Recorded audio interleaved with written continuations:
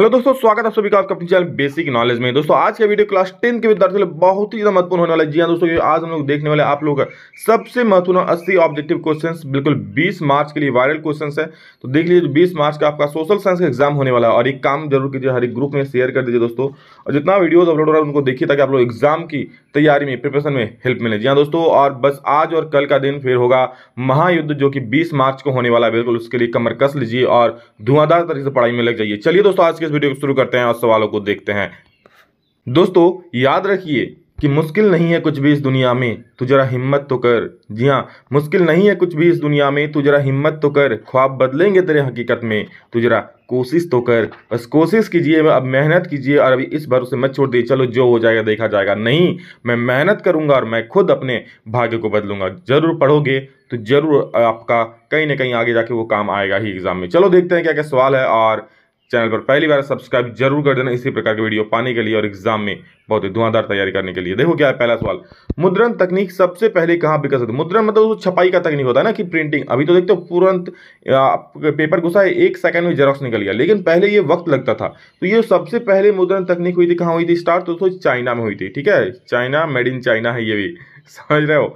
अगला सवाल है, जापान में कब और किसके द्वारा छपाई की तकनीक लाई गई? तो दोस्तों याद रखिए, जापान में यहाँ पर 18वीं शताब्दी में अरब यात्री के द्वारा चीन के बौद्ध प्रचारक ने इतना ऐसा प्रूफ। हाँ दोस्तों, इसका जो सही उत्तर हो जाएगा, चीन के बौद्ध प्रचारक ने 768 से 770 के आसपास, जब ये दोस्तों बौद्ध प्रचारक थे, ठीक है, ये जब अपना धर्म का प्रचार करने जाते थे, ज्ञान देते थे, तो साथ में ये चीन जो छपाई का तकनीक है ये भी दूसरे देश लेकर गए और इस प्रकार से दोस्तों जापान में छपाई की तकनीक आई। ठीक है, नेक्स्ट क्वेश्चन देखेंगे हम लोग क्या, कि गुटेनबर्ग द्वारा छापी गई पहली किताब कौन सी थी? दोस्तों गुटेनबर्ग का भी महत्वपूर्ण सवाल है। गुटेनबर्ग द्वारा जो पहली किताब छापी गई दोस्तों वह तो बाइबिल। जी हाँ दोस्तों, कौन सी पहली किताब छापी गई थी?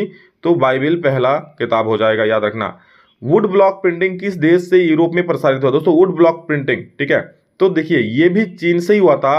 और चीन से किसने लाया था? तो मार्को पोलो ने लाया था। वुड ब्लॉक जो प्रिंटिंग था, एक नई तकनीक थी प्रिंटिंग का, ठीक है, जो चाइना में विकसित हुई। और एक मतलब किस देश प्रसारित किनके द्वारा हुआ? मार्को पोलो के द्वारा, चीन से प्रसारित हुआ। अगला सवाल देखेंगे दोस्तों, मार्टिन लूथर किंग की वह रचना जिसमें ईसाई धर्म आंदोलन की नींव डाली का नाम क्या है? तो दोस्तों इसमें देखिए बहुत सारी इसकी स्थापनाएं थी। ठीक है, इसका जो सही उत्तर दोस्तों हो जाएगा वो होगा 95 स्थापनाएं। ओके, 95 स्थापनाएं के द्वारा दोस्तों ईसाई धर्म की धार्मिक आंदोलन की नींव डाली थी। याद रखें 95 स्थानवे, 95 मतलब 95। ओके, 95। नेक्स्ट क्वेश्चन देखिए क्या है, सुलेखन शब्द का अर्थ है। सुलेखन मतलब क्या? बहुत अच्छा लेखन। अरे भाई साहब, मेरा जो राइटिंग है ना सुलेखन है, मतलब आप लोग कहते होंगे तो सुलेखन मतलब सुंदर छपाई, या सुंदर मतलब सुंदर लेखन।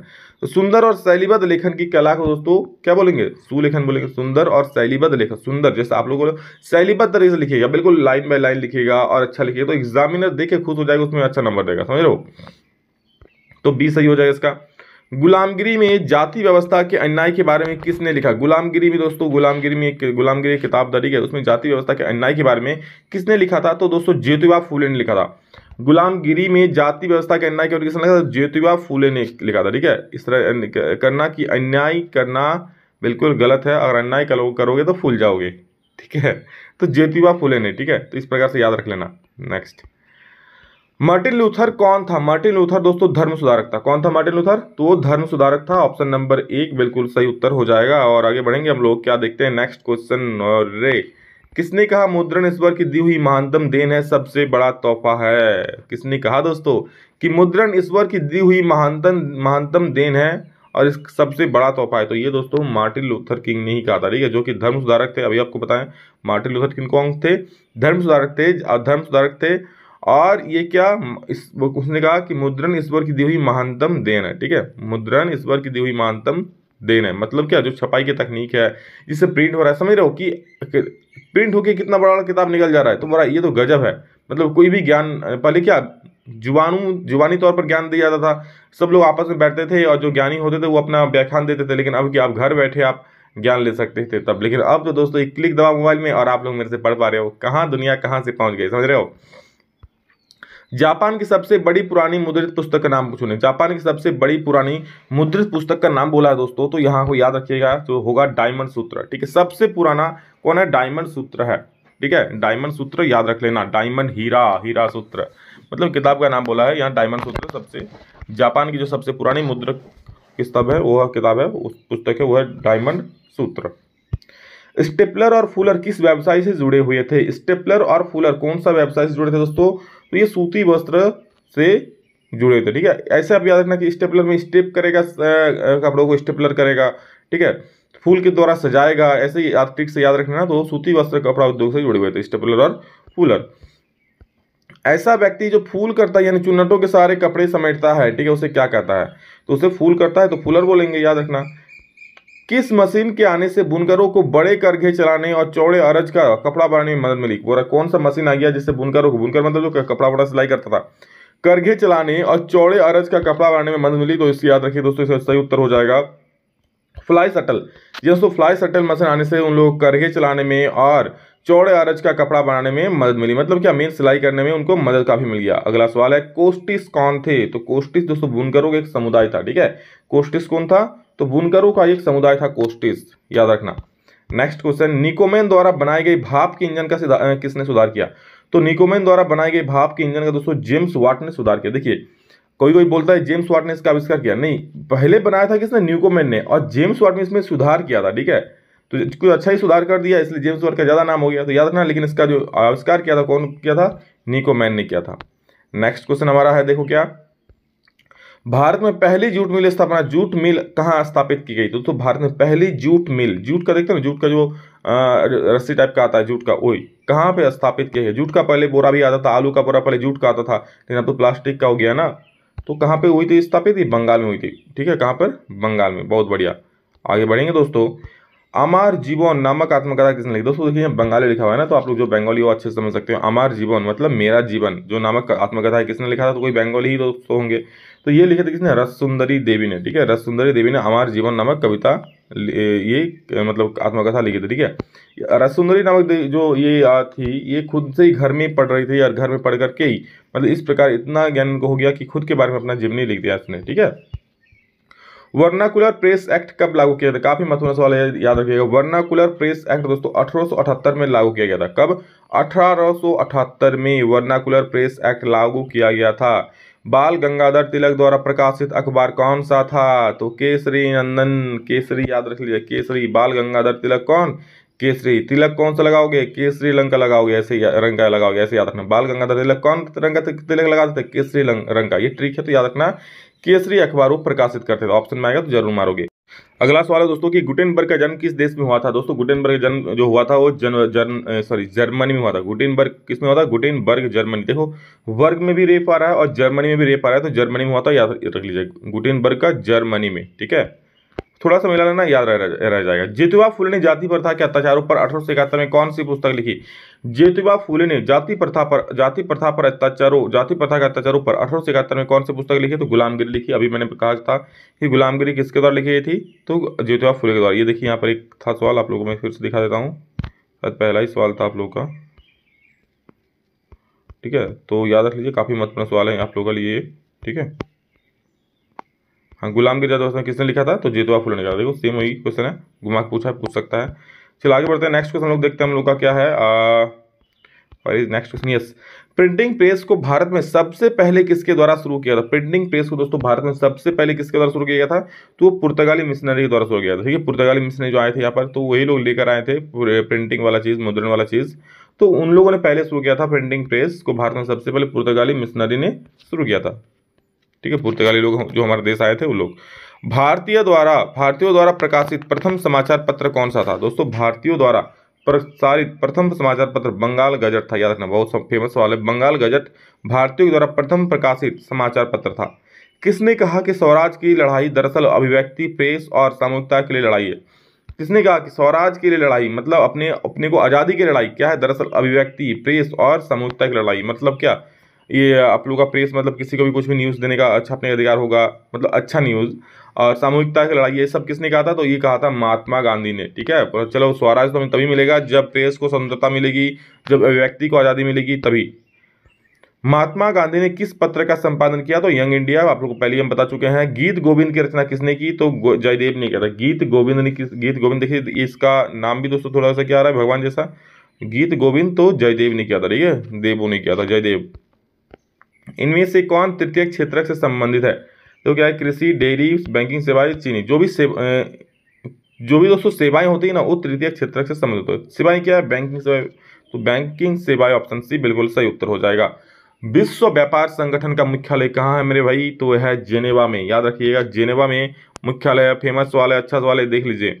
भारत में बैंक कुल जमा राशि कितना % नगद के रूप में अपने पास रखते हैं, दोस्तों आप पहले भी जानते होंगे 15%। मान लो आप 1 लाख जमा दिए, ठीक है, तो 1 लाख का दोस्तों वो 15% मतलब 15,000 अपने पास रख लेगा हर एक आदमी का, ठीक है, और बाकी का पैसा दे देगा किसी को बिजनेस करने के लिए, किसी को लोन के रूप में, ठीक है, वो दे देगा और उसी से वो सूद कमाएगा फिर आपको लौटाएगा। और 15,000 क्यों रखता है, क्योंकि आप मान लो अचानक पैसा मांगने चल जाओ तो आपको तो लौटाना पड़ेगा, और कभी भी जाके पूरा पैसा कोई उठाता नहीं है, बैंक में ही रह जाता है ना। फोर्ड मोटर्स नामक कंपनी भारत में कब आई, दोस्तों फोर्ड मोटर्स भारत में आई थी 1995, ठीक है। फोर्ड मोटर्स का आविष्कार किसने किया था, तो हेनरी फोर्ड ने किया था, जो कि एक बहुत बड़े कार निर्माता है। फोर्ड कंपनी दोस्तों नाम में ही बहुत बड़े हैं, समझ रहे हो, बहुत बड़े कार निर्माता है, और फोर्ड की गाड़ी हर किसी के पास होती नहीं है, बहुत महंगा है।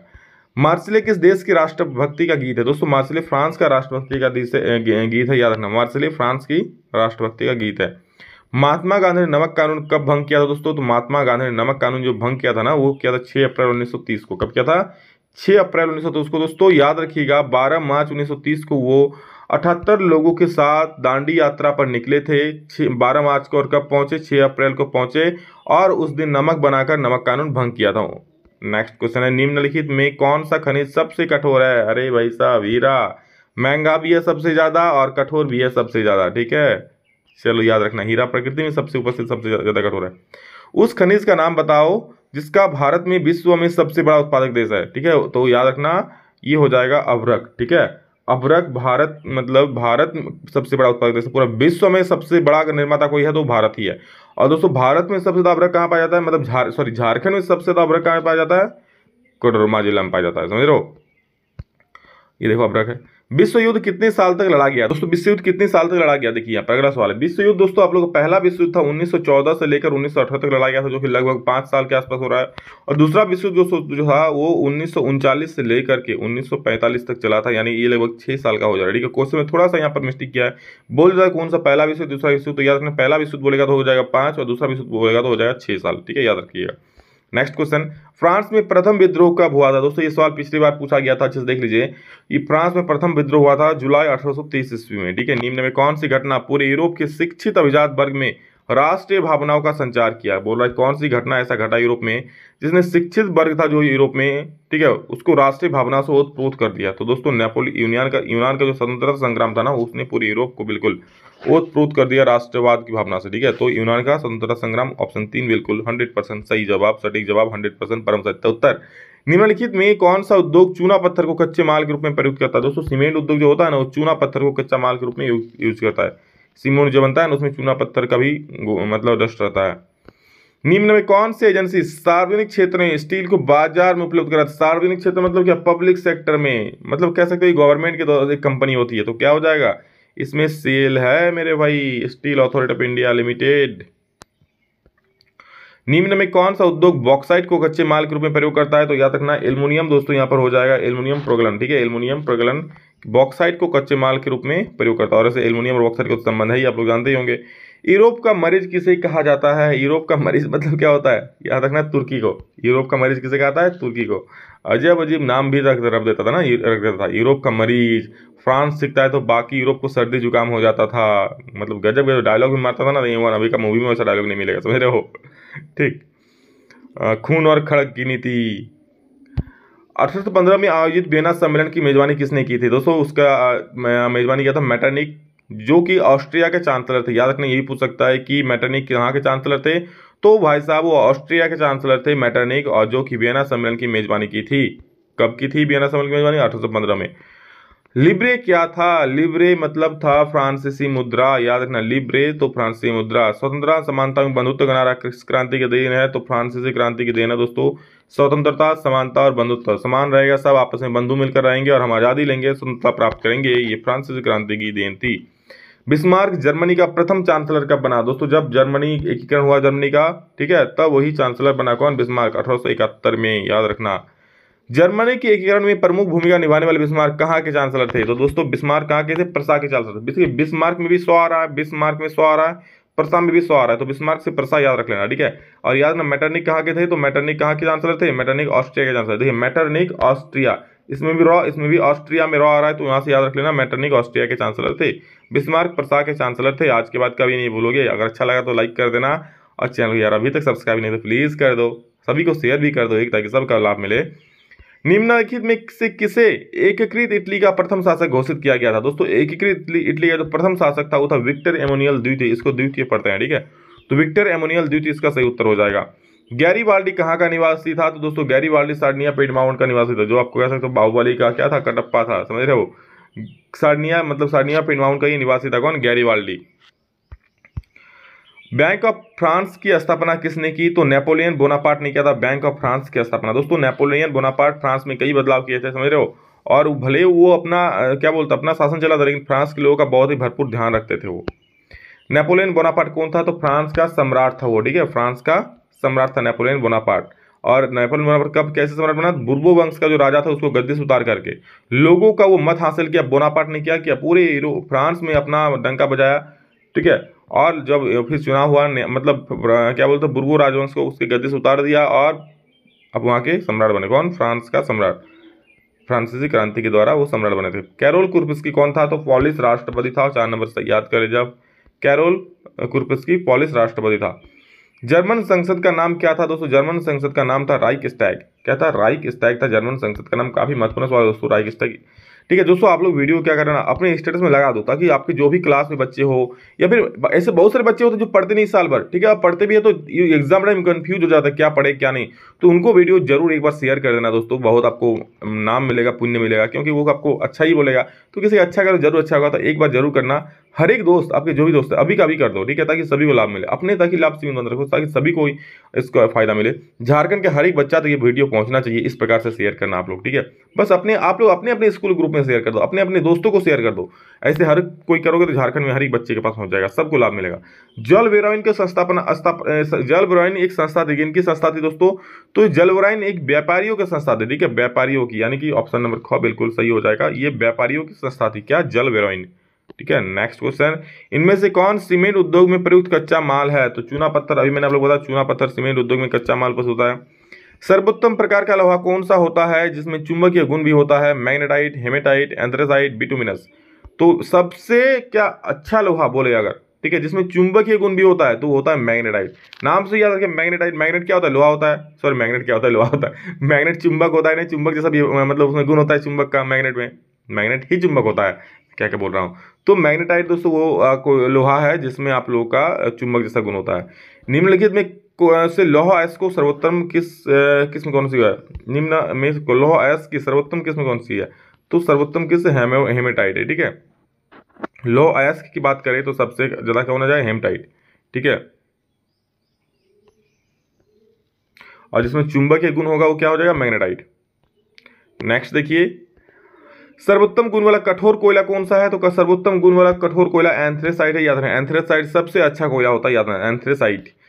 किस अयस्क से एल्युमिनियम प्राप्त किया जाता है, तो बॉक्साइट से। इसलिए मैंने कहा ना कि बॉक्साइट और एल्युमिनियम का संबंध है, जुगों जुगों का संबंध है, तेरा साथ न छोड़ेंगे दोस्तों, इस प्रकार से है इनका बॉक्साइट और एल्युमिनियम का साथ, उसके उसी का तो क्या अयस्क है ना। दामोदर घाटी मतलब पश्चिम बंगाल तथा झारखंड, झरिया, रानीगंज, बोकारो आदि किस कोयला क्षेत्र के अंदर आता है दोस्तों, तो ये जो आता है गोंडवाना क्षेत्र के अंदर। हमारा जो झारखंड है, हमारा झरिया जो है, ठीक है, ये कहाँ के किसके अंदर आता है, गोंडवाना के अंतर्गत आता है, ठीक है, गोंडवाना याद रखना। और आगे बढ़ेंगे दोस्तों, नेक्स्ट क्वेश्चन कहाँ चल गया भाई, चलो देखो अगला सवाल। भारत के प्रमुख पेट्रोलियम उत्पादक क्षेत्र कौन सा है, तो दोस्तों याद रखना भारत के प्रमुख पेट्रोलियम उत्पादक क्षेत्र हो जाएगा मुंबई हाई भी होगा, अकलेश्वर भी होगा और डिगबोई भी होगा, यानी कि इनमें से सभी इसका सही उत्तर परम सटीक जवाब हो जाएगा। बोलाडीला में किस लौह अयस्क का खनन किया था, बोलाडीला जो कि बस्तर छत्तीसगढ़ में है, किस लौह अयस्क का मतलब किस लौह अयस्क का खनन किया था, ठीक है। तो इसका सही दोस्तों जो हो जाएगा बस्तर में है, बोलाडीला का बस्तर में है, तो इसका सही उत्तर दोस्तों हेमटाइट। बस याद रखना ये यहाँ पर, एक मिनट कहाँ चल गया, बोलाडीला में किस लौह अयस्क का खनन किया था, तो ये हेमटाइट हो जाएगा, ठीक। विद्युत और इलेक्ट्रॉनिक उद्योग में किस खनिज का उपयोग किया जाता है, तो वहां पर अभ्रक का यूज किया जाता है। यहाँ पर विद्युत और इलेक्ट्रॉनिक उद्योग में अभ्रक का यूज किया जाता है। अगला सवाल देखेंगे हम लोग दोस्तों। अगला सवाल क्या देख लीजिए, अरे रुकना, कौन सा एक आधारभूत खनिज है तथा औद्योगिक विकास की रीढ़ है? दोस्तों लोहा अयस्क जो है ना एक आधारभूत खनिज है, और लोहा अयस्क याद रखना किसी भी विकास का ये रीढ़ है। और लोहा अयस्क दोस्तों एक आधारभूत उद्योग भी है। लोहा अयस्क उद्योग समझ लो, किसी भी उद्योग के लिए यहाँ पर लोहा जरूर, लोहे का जरूरत पड़ता है, तो ये आधारभूत उद्योग है लोहे का उद्योग। नेक्स्ट देखते हैं हम लोग अगला सवाल। जिस भूमि पर खेती की जाती है उसे क्या कहते हैं? तो उसे कृषि योग्य भूमि कहते हैं। लाल मिट्टी कौन सी मृदा के सबसे विस्तृत क्षेत्र में पाई जाती है? तो लाल मिट्टी दोस्तों आप लोग देख लो, जलोढ़ मृदा। लाल मिट्टी कौन सी मृदा के सबसे विस्तृत भाग में पाई जाती है? तो ये जलोढ़ मिट्टी के भाग में पाई जाती है, याद रखना। अगला सवाल दोस्तों, तृतीय पृथ्वी सम्मेलन कहाँ हुआ था? दोस्तों ये हुआ था आप लोग का जोहान्सबर्ग में, ठीक है। कहाँ हुआ था? जोहान्सबर्ग में। कब हुआ था दोस्तों? याद रखना 26 अगस्त से 4 सितंबर तक। 26 अगस्त से 4 सितंबर तक जोहान्सबर्ग, जो कि दक्षिण अफ्रीका में स्थित है, वहां पर हुआ था। अगला सवाल हम लोग का है दोस्तों, निम्न में से राष्ट्रीय संसाधन क्या है? जल संसाधन राष्ट्रीय संसाधन है, ठीक है। जल संसाधन जो है दोस्तों वो राष्ट्रीय संसाधन है, ठीक है। नेक्स्ट देखिए आप लोग का नवीकरणीय योग्य संसाधन है, तो आप लोग का जो वन ऊर्जा बोलो, वन बोलो, जल बोलो, ये सारे नवीकरण ऊर्जा है, ठीक है। आप खत्म होगा फिर से ये मिल जाएगा, ठीक है। वन लगाओ, जितना वन लगाओ उतना ज़्यादा बढ़ेगा। सो ऐसा नहीं है वन खत्म हो जाएगा, हाँ लगाओगे तो बढ़ेगा, समझ रहे हो। पहला अंतर्राष्ट्रीय पृथ्वी शिखर सम्मेलन आयोजित किया गया था कहाँ? ये कब किया गया दोस्तों? ये किया गया था, आप लोग याद रखना, 3 जून से लेकर 14 जून 1992 में हुआ था। मतलब पहला पृथ्वी शिखर सम्मेलन का बाद 1992 में कहाँ पर हुआ था दोस्तों? ये हुआ था आप लोग का रियो डी जेनेरियो, जो कि ब्राजील में स्थित, याद रखना। पिछले बार ये आया था सवाल कि पहला पृथ्वी शिखर सम्मेलन कहाँ हुआ था? तो रियो डी जेनेरियो ब्राजील में हुआ था, याद रखना। और कब हुआ था? 1992 में हुआ था। निम्न में से कौन सा उद्योग बॉक्साइट को कच्चे माल के रूप में प्रयोग करता है? तो एल्युमिनियम प्रगलन, आप लोग अभी बताया हम। निम्न में से कौन सा उद्योग दूरभाष कंप्यूटर आदि संयंत्र निर्मित करते हैं? कौन सा उद्योग दूरभाष कंप्यूटर आदि संयंत्र निर्मित करते हैं? तो बिल्कुल वो सूचना वाला हो जाएगा ना, क्योंकि सूचना वाला फैक्ट्री है, सूचना देता है ना फोन, घर हो जाएगा। छत्तीसगढ़ में सार्वजनिक क्षेत्र का लोहा इस्पात उद्योग कहाँ स्थित है? सार्वजनिक क्षेत्र का लोहा इस्पात उद्योग दोस्तों भिलाई में स्थित है, ठीक है। भिलाई स्टील प्लांट आप लोग जानते होंगे, ऑप्शन 1 सही हो जाएगा। अगला क्वेश्चन है, इनमें से कौन निजी क्षेत्र का उद्योग नहीं है? निजी क्षेत्र का उद्योग नहीं है कौन? ये सेल, ये प्राइवेट नहीं है, ये सरकारी है मेरे भाई। इनमें कौन सार्वजनिक क्षेत्र का उद्योग नहीं है? सार्वजनिक क्षेत्र यानी कि दोस्तों क्या, जो कि आप लोगों का खुद एक अकेला मालिक का है, ठीक है। ये सरकारी जो नहीं है, क्या है? टिस्को हो जाएगा, Tata iron and steel company. भले ये सरकारी नहीं है, लेकिन सरकारी जैसे सारी व्यवस्था इसमें दी जाती है, समझ रहे हो, टाटा में। पर्सन उद्योग की पश्चिम बंगाल में हुगली नदी तट पर स्थित होने का क्या कारण? पर्सन उद्योग पश्चिम बंगाल के हुगली नदी तट पर ही क्यों स्थित था? तो देखो वहां पर एक तो आसानी से कच्चा माल मिल जाता था, दूसरा सस्ता परिवहन सुविधा वहां से मिलता था, और सस्ते श्रमिक भी वहां मिल जाते थे, यानी कि सभी हो जाएगी इनमें से सभी। नेक्स्ट क्वेश्चन देखेंगे, आधुनिक औद्योगिकरण विकास की कुंजी किस उद्योग को माना था? आधुनिक औद्योगिक विकास की कुंजी किसको? तो आधुनिक औद्योगिक मतलब और विकास की कुंजी या फिर आधारभूत उद्योग, जो बोलना है बोलो, लौह इस्पात उद्योग हो जाएगा सही। बढ़ेंगे आगे, बोकारो इस्पात कारखाना किस राज्य में है? तो ये भी कोई बताने की बात है, झारखंड में है, धनबाद के बगले में तो है। भिलाई इस्पात कारखाना किस राज्य में है? तो ये छत्तीसगढ़ में है, ठीक है। Steel plant, Bhilai steel plant. किसी देश की आर्थिक शक्ति निम्नलिखित में किसके विकास में आर्थिक शक्ति किसके द्वारा मापी जाती है दोस्तों? विनिर्माण उद्योग, कृषि, खनन की परिवहन।